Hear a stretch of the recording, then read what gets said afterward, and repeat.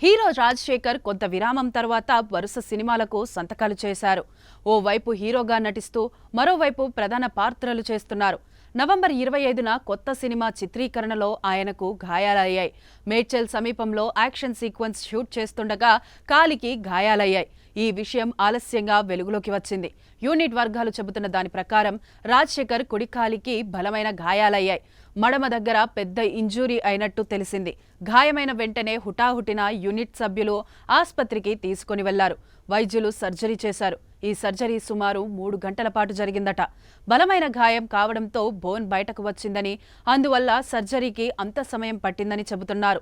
సర్జరీలో భాగంగా Rajasekhar కాలిలో plates and wire అమర్చారు. దీనివల్ల త్వరగా రికవరీ అవుతారని ఆస్పత్రి వర్గాలు తెలిపాయి. నొప్పి భరిస్తూ రాజశేఖర్ సర్జరీ చేయించుకున్నారని, ఆపరేషన్ సక్సెస్ అయ్యిందని యూనిట్ వర్గాలు తెలిపాయి.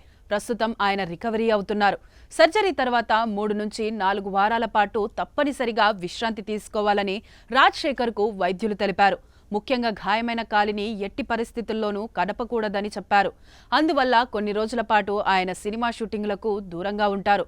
జనవరి 2026లో మళ్లీ షూటింగ్ ప్రారంభమయ్యే అవకాశం ఉంది. రాజశేఖర్కు ఈ విధంగా గాయాలు కావడం ఇది మొదటిసారి కాదు.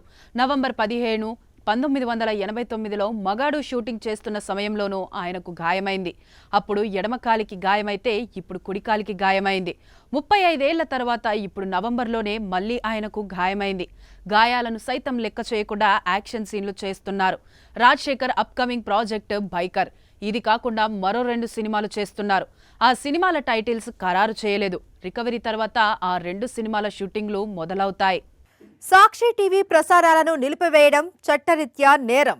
సాక్షి టీవీ ప్రసారాల కోసం మీ స్థానిక కేబుల్ ఆపరేటర్ను వెంటనే సంప్రదించండి. డిటిహెచ్లో, ఇంటర్నెట్లో కూడా సాక్షి టీవీ ప్రసారాలను వీక్షించవచ్చు.